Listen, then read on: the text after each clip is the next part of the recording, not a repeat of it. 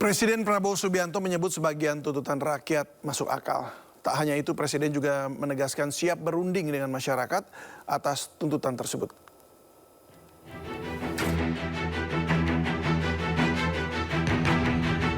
Sejumlah tuntutan disuarakan rakyat saat aksi unjuk rasa yang terjadi di sejumlah daerah sejak akhir Agustus lalu. Presiden pun langsung mengundang perwakilan mahasiswa ke istana untuk berdiskusi.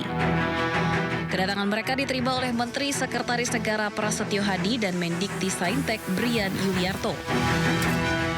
Dialog menjadi salah satu cara untuk memahami tuntutan mahasiswa untuk bersinergi membangun bangsa ke depan.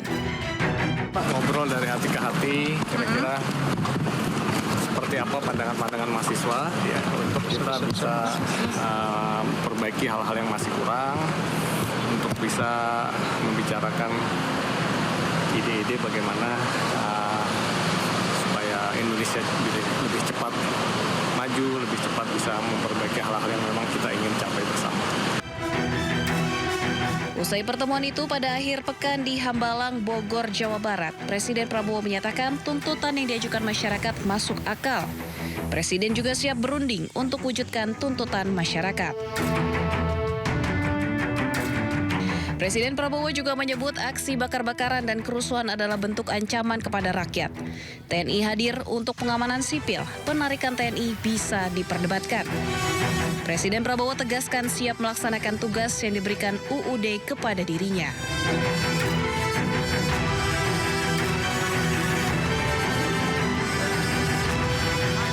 Hingga kini total ada 17 plus 8 tuntutan yang diajukan masyarakat melalui perwakilan mahasiswa.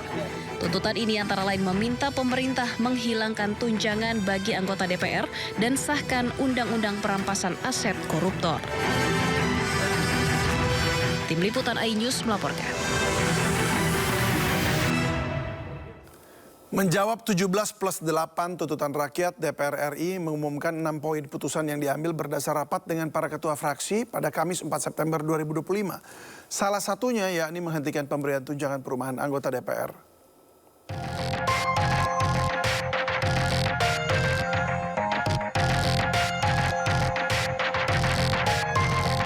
Pertama, DPR RI menyepakati menghentikan pemberian tunjangan perumahan anggota DPR RI terhitung 31 Agustus 2025. Kedua, DPR RI melakukan moratorium atau penangguhan kunjungan kerja luar negeri terhitung 1 September 2025 kecuali menghadiri undangan kenegaraan. Ketiga, DPR RI memangkas tunjangan dan fasilitas anggota DPR setelah evaluasi. Pemangkasan meliputi biaya langganan listrik dan telepon, biaya komunikasi intensif, serta biaya tunjangan transportasi. Keempat, anggota DPR RI yang dinonaktifkan oleh partai politiknya tidak dibayarkan hak-hak keuangannya. Kelima, pimpinan DPR RI menindaklanjuti penonaktifan sejumlah anggota DPR RI yang dilakukan parpol melalui Mahkamah Partai Politik masing-masing dengan meminta Mahkamah Kehormatan DPR RI untuk berkoordinasi dengan Mahkamah Partai Politik masing-masing yang telah memulai pemeriksaan terhadap anggota DPR dimaksud. Keenam, DPR RI perkuat transparansi dan partisipasi publik dalam proses legislasi atau pembuatan undang-undang dan kebijakan lain. Tuntutan 17 plus 8 dari rangkaian unjuk rasa yang terjadi di kota besar, khususnya Jakarta sejak akhir Agustus perlahan-lahan mulai mendapatkan jawaban. Berdasarkan keputusan rapat konsultasi pimpinan DPR RI dengan pimpinan fraksi di DPR, Dewan Perwakilan Rakyat telah memutuskan tidak lagi memberi tunjangan perumahan bagi para anggotanya. Dan berikut pendapatan anggota DPR RI sebelum dan setelah tunjangannya dipangkas. Pendapatan anggota DPR RI dalam sebulan, sebelum dan setelah dipangkas. Anggota DPR RI mendapat gaji 4,2 juta rupiah. Itu gaji pokok. Sementara itu untuk tunjangan melekat sebelum dan setelah dipangkas, anggota DPR RI tetap mendapat Rp420.000 untuk istri atau suami, Rp168.000 untuk anak, dan Rp2 juta uang sidang per paket.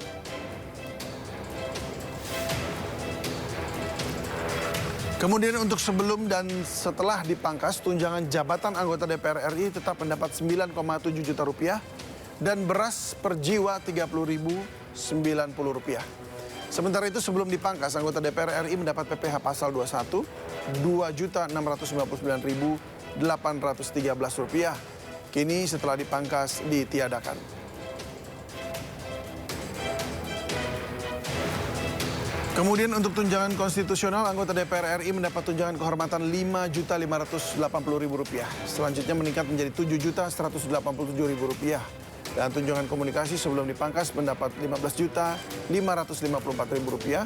Dan setelah dipangkas, tunjangan komunikasi intensif dengan masyarakat meningkat menjadi Rp20.033.000. Lalu untuk tunjangan peningkatan fungsi sebelum dipangkas Rp3.750.000. Dan setelah dipangkas, tunjangan fungsi pengawasan dan anggaran menjadi Rp4.830.000. Selanjutnya sebelum dipangkas, anggota DPR RI mendapat tunjangan listrik dan telepon Rp7.700.000, asisten anggota Rp2.250.000 dan tunjangan rumah Rp50 juta. Setelah dipangkas, ketiga tunjangan tersebut ditiadakan.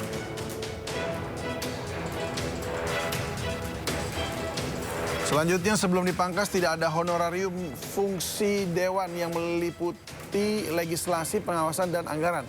Setelah dipangkas terdapat honorarium fungsi dewan yang meliputi legislasi Rp8.461.000, pengawasan Rp8.461.000 dan anggaran Rp8.461.000.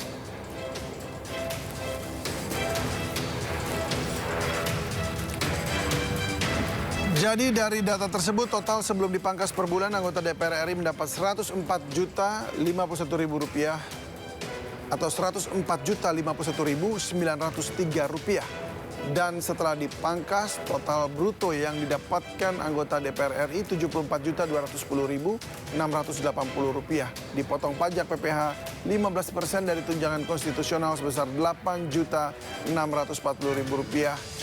Sehingga take home pay mencapai Rp65.595.730.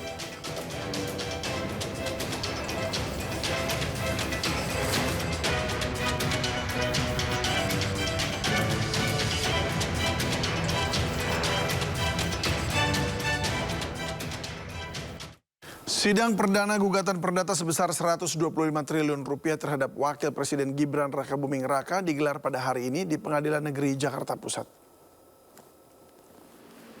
Gugatan perkara diajukan oleh seorang warga sipil atas nama Subhan Palal. Subhan menggugat Gibran karena riwayat pendidikan SMA yang ia miliki tidak sesuai dengan aturan di Indonesia. Menurut penggugat, syarat pendidikan SMA Gibran dinilai tidak memenuhi syarat untuk mendaftar sebagai calon wakil presiden. Salah satu petitum gugatan kali ini menyebutkan Gibran dan Komisi Pemilihan Umum harus membayar uang ganti rugi sebesar Rp125 triliun.